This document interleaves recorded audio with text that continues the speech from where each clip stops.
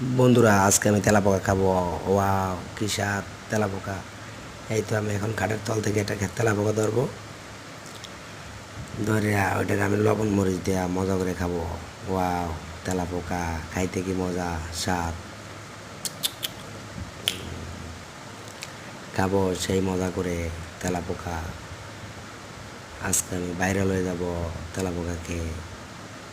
Wow, সেই স্বাদ, দারুণ! এরভাবে খেলে হবে না, লবণ লাগবে। অফ, লবণ কোথায়? এই যে এখন আমি লবণ আনবো, লবণ দিয়ে মেখে মেখে খাবো। লবণ দিয়ে জেতা! দেখেছো বন্ধুরা, তেলাপোকা! ওয়াও,